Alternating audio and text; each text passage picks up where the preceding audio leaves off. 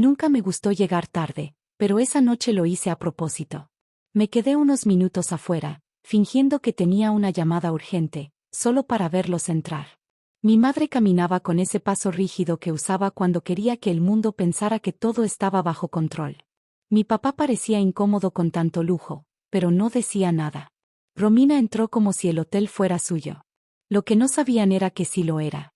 Solo que no para ella. Cuando por fin me acerqué, aún había algunos invitados registrándose. Me quedé ligeramente detrás del grupo, esperando el momento justo. Romina apareció de la nada, como siempre, con su perfume caro y su sonrisa condescendiente. ¿Tú aquí? Me soltó sin siquiera saludar.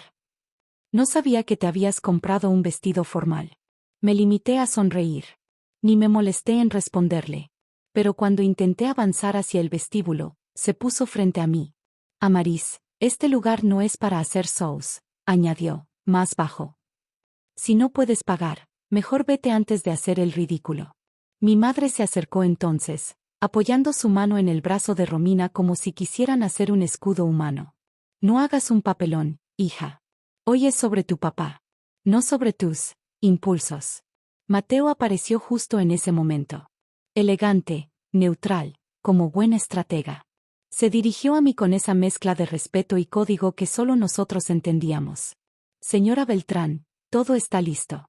El chef ya está en marcha y el vino está respirando. Romina lo miró como si no hubiera escuchado bien. ¿Señora Beltrán? Mateo la ignoró. Si me acompaña, dueña, su reservación está esperándola en el salón privado. El impacto fue inmediato. El silencio de ellas dos duró más que cualquier grito. Y yo solo asentí con calma y seguí a Mateo hacia adentro. Dejé atrás a la mujer que una vez deseó que me invitaran. Esta vez, yo era la anfitriona. Y todo acababa de comenzar. Romina siempre supo cómo ocupar espacio. Desde niñas, ella llegaba a una habitación y parecía que el aire se acomodaba para dejarla brillar. Yo aprendí a doblarme, a hacerme pequeña. No porque quisiera, sino porque era lo que tocaba. Mi mamá decía que Romina era la extrovertida y yo la tranquila. Lo que en realidad quería decir era que Romina encajaba. Yo no.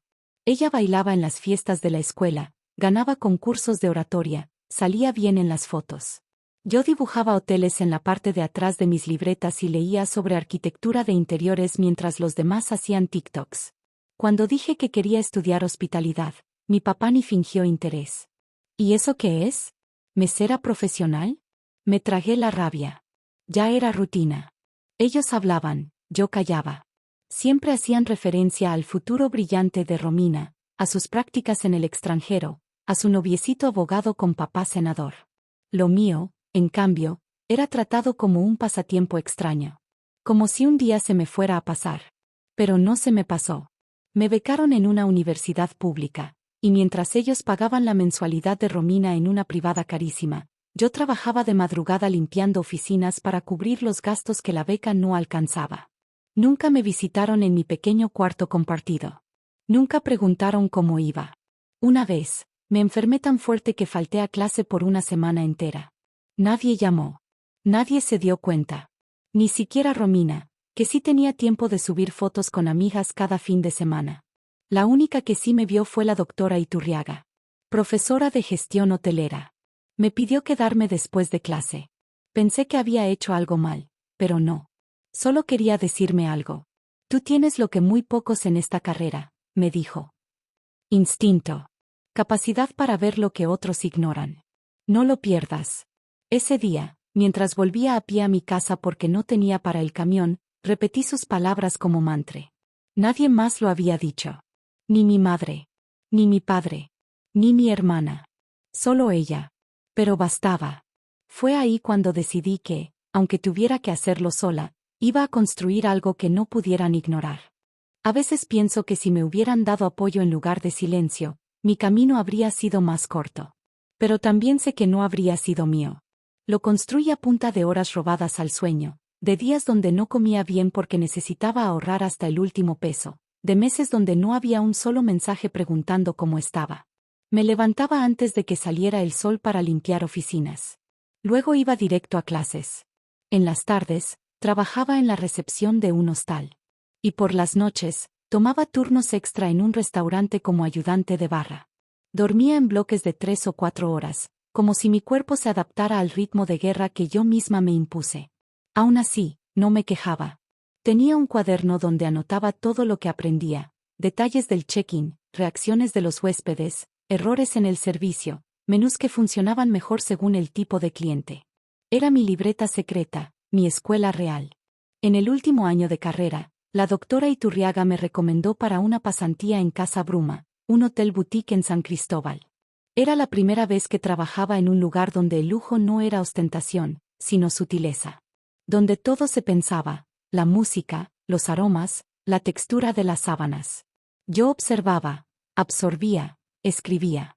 Mientras los otros practicantes se tomaban selfies con los tragos del bar, yo me ofrecía para revisar reportes, asistir a reuniones, incluso cubrir turnos si alguien faltaba.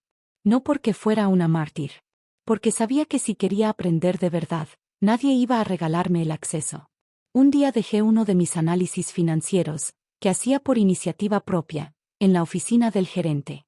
Lo había redactado como ejercicio personal, pero olvidé sacarlo antes de que él regresara.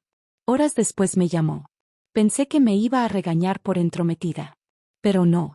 ¿Tú hiciste esto?, preguntó, mostrándome las hojas. ¿Sin que nadie te lo pidiera?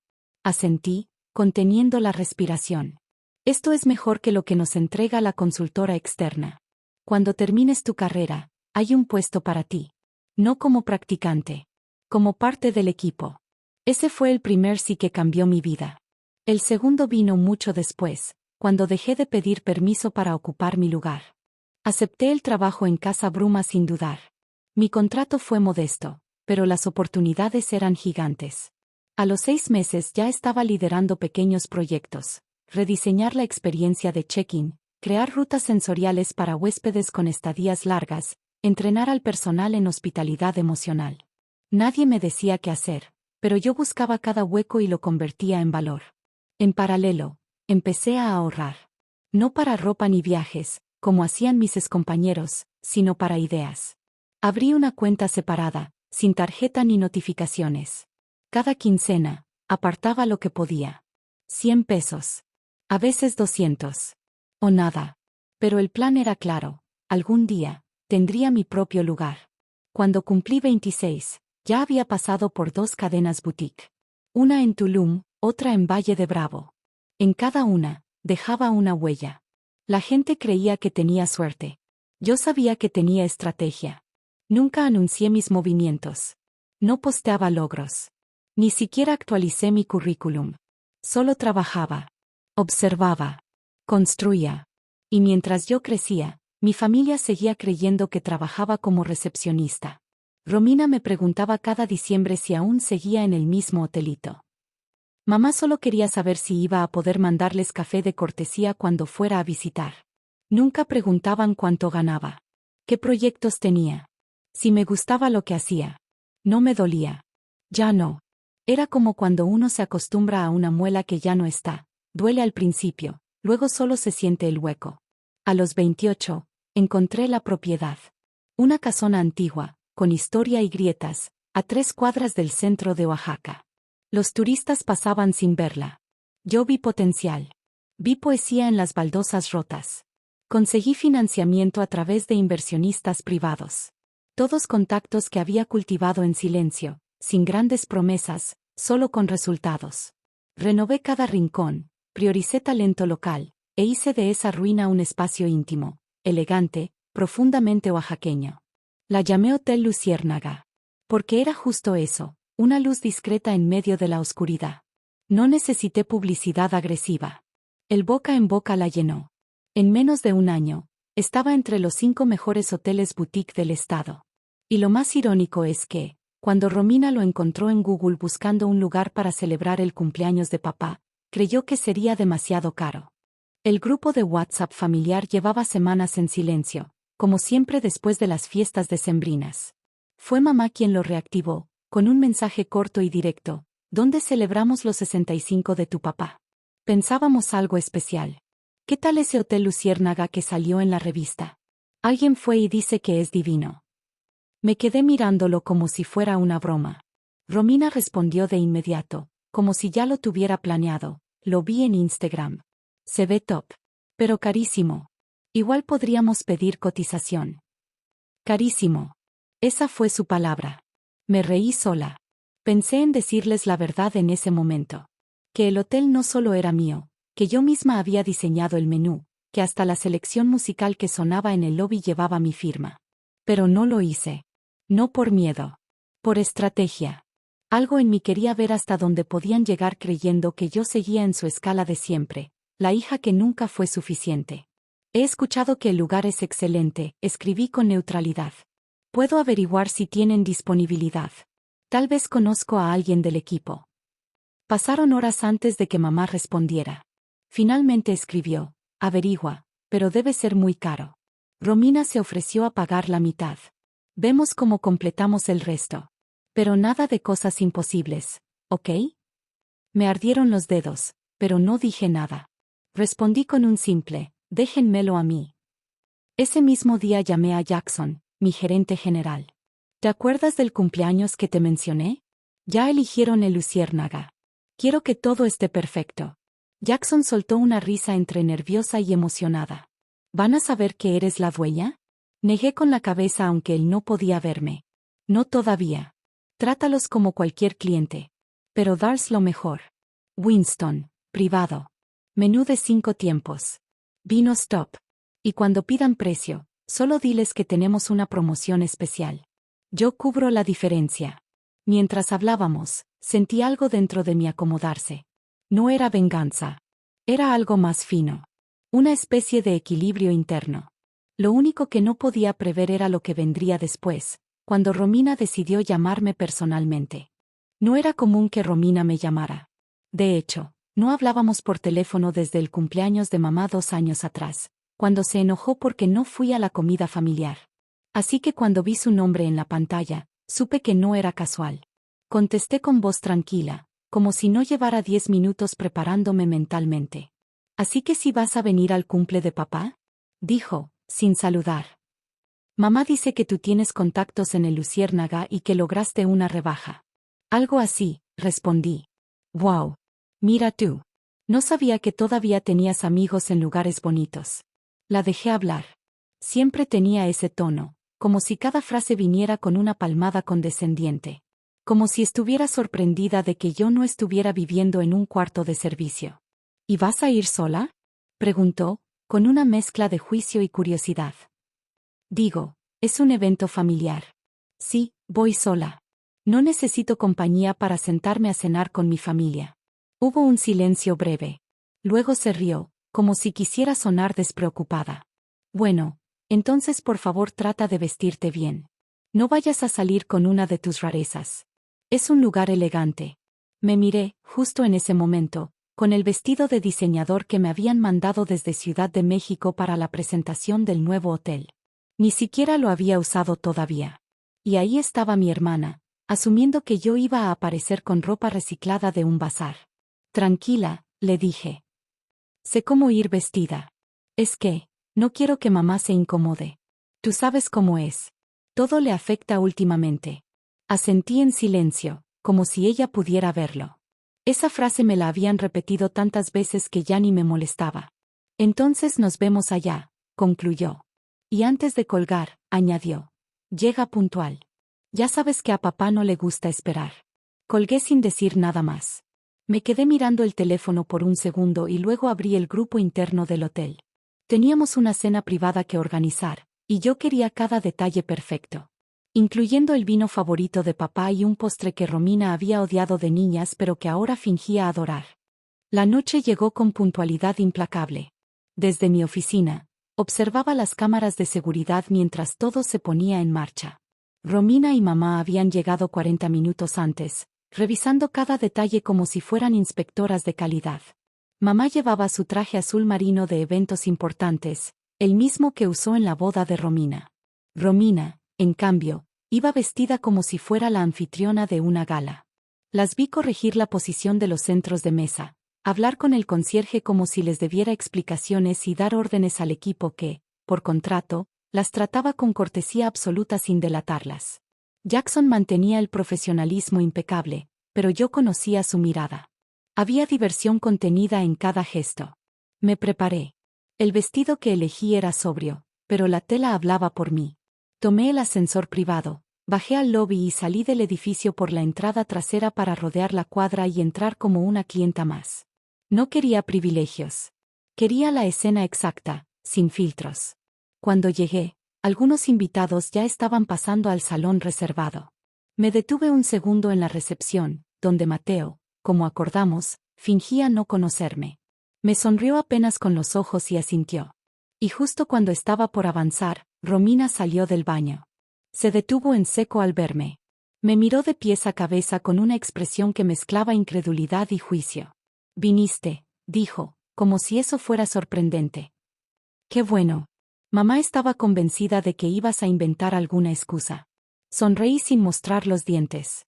No le iba a dar nada que pudiera convertir en drama. «Viniste sola, ¿no?», añadió. «Bueno. Al menos no trajiste a uno de tus amigos alternativos». No respondí. La dejé hablar. Siempre fue más cómoda cuando pensaba que tenía la ventaja. «¿Y ese vestido?», soltó de pronto. «¿Lo alquilaste?».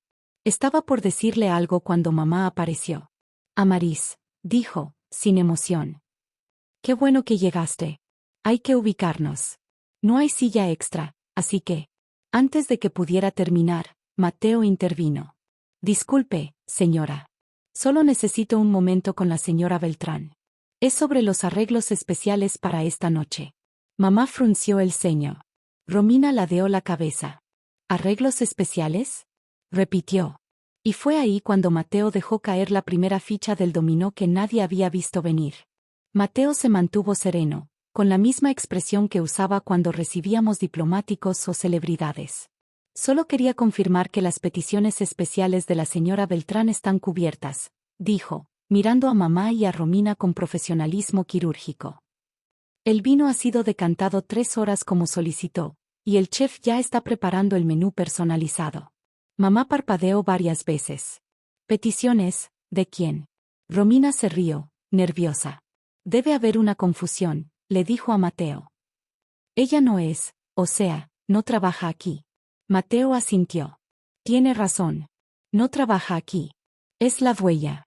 La frase flotó en el aire como un disparo en una iglesia. Mamá me miró como si le hubieran cambiado el libreto sin avisarle. Romina abrió la boca, pero no dijo nada. Mateo retrocedió un paso y justo entonces apareció Jackson, impecable como siempre. «Señora Beltrán», dijo, con tono ceremonial. «Todo está listo en el salón privado. El chef ha incluido el postre que pidió, y el vino de su colección personal marida perfectamente con el plato fuerte». «¿Colección personal?», repitió mamá, con la voz agrietada. Me giré hacia ella con calma. «Del hotel. Y mía. Porque este lugar es mío, mamá». No lo dije con rabia ni con soberbia. Solo como quien pone una pieza en su sitio. Romina parecía confundida, como si su cerebro no pudiera procesarlo todo a la vez. Mamá se apoyó discretamente en el respaldo de un sofá cercano. Su cara se había ido quedando sin color. «Eso no es posible», murmuró. «Y sin embargo», respondí, extendiendo un brazo hacia la entrada, «aquí estamos». Pasé entre ellas sin empujarlas, sin mirar las demás. Solo avancé. A mi paso, el personal me saludaba con respeto. «Buenas noches, señora Beltrán. Un gusto verla». Cada palabra era una pequeña grieta en la imagen que mi familia había construido de mí. Llegué a la entrada del salón y me detuve. Sentí una mano agarrarme el brazo. Era Romina. Sus dedos apretaban fuerte. «¿Por qué no nos dijiste?». Me solté despacio, acomodando la manga de mi vestido como si nada. «Porque nunca me preguntaron». Y abrí la puerta para recibir a mi padre, que justo en ese momento se giraba sorprendido al oír cómo todos me saludaban como a su jefa. Cuando papá me vio, su rostro pasó por todas las estaciones: confusión, sorpresa, duda, y algo que parecía orgullo, aunque contenido. Me abrazó sin palabras, como si su cuerpo entendiera antes que su mente. «¿Tú organizaste todo esto?», preguntó en voz baja, mientras los invitados se acomodaban. «Sí, todo». Él asintió lentamente, observando los detalles del salón, la iluminación cálida, los arreglos florales minimalistas, las fotos antiguas restauradas de Oaxaca colgadas en las paredes. Todo estaba ahí por una razón. Todo hablaba de mí, aunque ellos nunca lo habían sabido. La cena transcurrió como una obra donde la mitad del elenco había recibido un guión distinto. Los invitados conversaban y reían, ajenos a la tensión en la mesa principal. Mamá mantenía su sonrisa de porcelana, esa que usaba cuando la realidad no coincidía con sus expectativas. Romina se quedó extrañamente callada, cortando la carne con más fuerza de la necesaria. Papá, en cambio, me observaba como si estuviera redescubriéndome. Así que este es tuyo, el hotel, dijo, ya en el postre. Asentí, sin rodeos. Y otros 3. Guardó silencio unos segundos. Nunca dijiste nada. Tampoco me lo preguntaron. No lo dije con amargura. Solo era la verdad. La misma que él parecía estar digiriendo más lento que el pastel de chocolate con mezcal que tanto le gustaba. ¿Y todo esto lo lograste sola? Con ayuda de gente que creyó en mí. Levantó su copa. Su mirada era distinta. No por el vino, sino por el golpe silencioso de los hechos. Estoy orgulloso de ti, Amaris. Fueron palabras simples. Pero viniendo de él, tenían peso. Me sonaron más fuertes que todos los silencios acumulados durante años. La cena terminó pasada la medianoche. Me aseguré de que todos recibieran su regalo de cortesía y tuvieran transporte de regreso. Papá me abrazó de nuevo antes de salir, más largo esta vez, susurrándome un gracias que no supe si era por la velada o por no haberlo dejado fuera de mi vida. Romina fue la última en salir. Me miró como si quisiera decir algo, pero no encontraba las palabras. Finalmente, las dejó caer. Entonces, cuando decíamos que no podías permitirte ciertas cosas. Estaba construyendo algo más grande, la interrumpí. Y sí les mandé regalos. El viaje a Chiapas de aniversario, los sobres navideños, todo fue mío. Sus ojos se abrieron. Mamá dijo que era un primo lejano con suerte. Claro, dije, sonriendo sin risa. Porque es más fácil creer en la suerte ajena que en el esfuerzo propio. Dio un paso atrás. Derek, su novio, la tomó del hombro y le susurró algo. Ella no respondió. Solo dijo hablamos pronto y se fue. Yo regresé a mi oficina, me serví una copa del mismo vino que les había ofrecido, y me senté a respirar por primera vez en toda la noche. La copa me temblaba un poco en la mano, no por nervios, sino por el peso de todo lo que había contenido durante años. No era rabia. No era tristeza. Era otra cosa. Una especie de alivio envuelto en cansancio. Como si al fin pudiera soltar los hombros sin miedo a que algo se rompiera. Mateo entró sin decir nada y se sentó frente a mí. Aflojó un poco la corbata, se sirvió su propia copa y levantó la mirada. No estuvo mal. Asentí, sin sonreír. Fue como una función sin ensayo. Pero el guión, lo escribimos nosotras. Él rió por lo bajo y alzó su copa. Brindamos sin palabras. Sabía que entendía. Que no necesitaba decirle que me sentía expuesta pero firme. Victoriosa, sí, pero sin necesidad de fanfarria.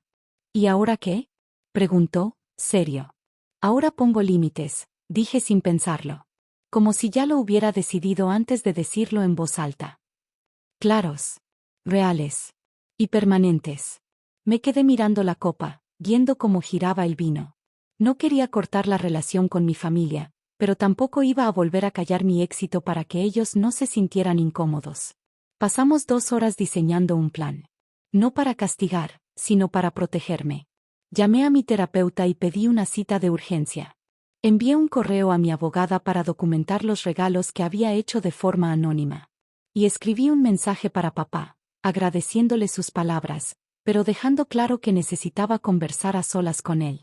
Al día siguiente, a las 7 en punto de la mañana, mi celular empezó a sonar. Era mamá. Lo dejé sonar. Luego vino un mensaje, tenemos que hablar. No entiendo nada de lo de anoche. Después, otro, no es justo lo que hiciste. No respondí. En cambio, marqué el número de la doctora Elisa, mi terapeuta. Me dio cita esa misma tarde. Cuando llegué a su consultorio, tenía 17 llamadas perdidas y un correo de mi papá que decía, te debo una disculpa. Muchas. Cuando estés lista, quiero escucharte. Ese correo, tan distinto al tono de mamá o Romina, fue lo que me dio esperanza. No porque todo se iba a arreglar de golpe, sino porque al menos alguien quería entender, no justificar. Al salir de la sesión, ya sabía lo que iba a hacer. Papá llegó 10 minutos antes de lo acordado, como siempre. Traía una caja con galletas de nuez de las que solíamos comprar en un mercado los domingos, cuando aún íbamos juntos. Era un gesto pequeño, torpe, pero decía más que cualquier palabra. Jackson lo acompañó hasta mi oficina en el último piso. Le ofrecí café. Lo aceptó.